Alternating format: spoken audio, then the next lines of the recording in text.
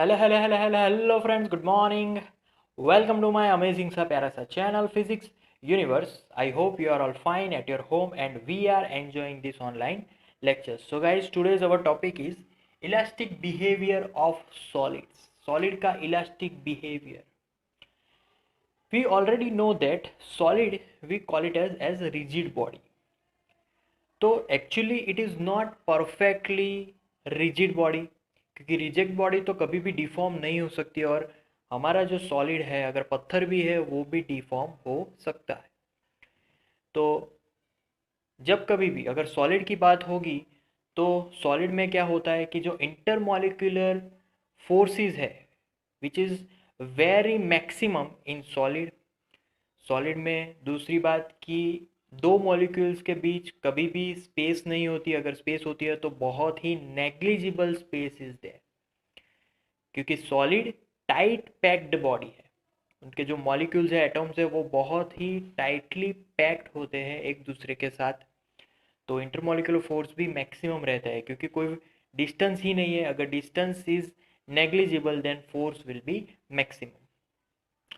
सो Hooke's law ने, अगर hook scientist की बात करें तो उन्होंने सॉलिड को जस्ट ऐसे जस्टिफाई किया है कि जैसे कि ये मॉलिक्यूल्स है तो सॉलिड की जो अरेंजमेंट होगी मॉलिक्यूल्स के अकॉर्डिंग वो पीरियोडिक अरेंजमेंट होगी, मतलब कि दो मॉलिक्यूल्स एक दूसरे से एक फिक्स्ड डिस्टेंस में ही रहने वाले हैं।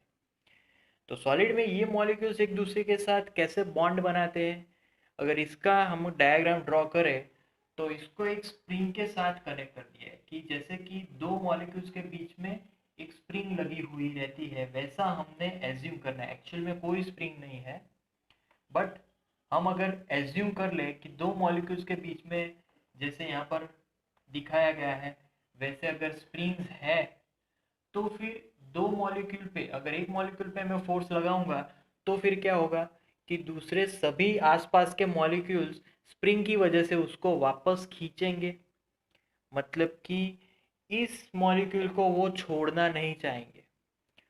अगर मैं उसको दो मॉलिक्यूल्स पे अगर कंप्रेस्ड फोर्स लगाऊंगा तो भी स्प्रिंग क्या करेगा, उन दोनों को अलग करने ट्राई करेगा। तो यहाँ पर restoring force is also there. तो इस एजम्पशन में हमें ये जानने को मिलता है कि दो मॉलिक्यूल्स एक दूसरे के साथ ऐसे जुड़ेंगे कि दोनों एक दूसरे से दूर होना नहीं चाहते, बट फिर भी अगर कोई मॉलिक्यूल्स छूट जाता है तो हमारा जो सॉलिड बॉडी है वो टूट जाती है और फिर उन दोनों के बीच कोई भी बॉन्डिंग नहीं होती। आफ्टर डिफॉर्मेशन टेक्स प्लेस, कोई भी बॉन्डिंग दो मॉलिक्यूल्स के बीच नहीं होने वाली। बट बिफोर डिफॉर्मेशन दो मॉलिक्यूल्स के बीच में अच्छी बॉन्डिंग है यहाँ पर भी, तो सब जगह पे स्प्रिंग लगी हुई है ऐसा हमें समझना है। और एक मॉलिक्यूल को अगर हम लोग फोर्स लगाएंगे तो सारे मॉलिक्यूल्स उसको वापस खींचना ट्राई करेंगे जैसे कि इलास्टिक में होता था। So this molecule wants to regain its original position.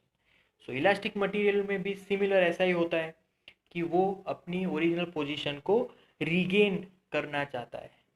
तो इसीलिए अगर बिल्डिंग्स को कंस्ट्रक्ट करना है, ऑटोमोबाइल में जो भी पार्ट्स है उनका कौन सा मटेरियल हमें यूज़ करना है वो इसकी वजह से पता चलेगा। जैसे कि बिल्डिंग में हम लोग कंक्रीट का यूज़ करते हैं, सो कंक्रीट जो मटेरियल है उसकी इलास्टिसिटी कितनी होगी, बिल्डिंग को कितना झेल पाएगा, क्योंकि जितनी इलास्टिसिटी ज़्यादा अच्छी होगी उतना ही वो बिल्डिंग को झेल पाएगा।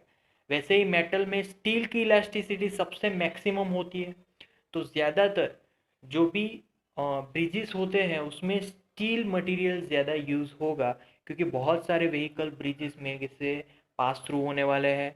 तो उसमें जितना ज़्यादा इलास्टिसिटी वाला, इलास्टिक जितना ज़्यादा प्रेशर झेलने वाला मटेरियल अच्छा होगा उतना ही हमारे लिए अच्छा है। तो this is the reason behind elastic behaviour of solid. So that's it for today guys. Next lecture में हम हुक्स लॉ को कवर करने वाले हैं, ठीक है। So please like my videos and subscribe my channel. Thank you so much for viewing my video lectures till the end.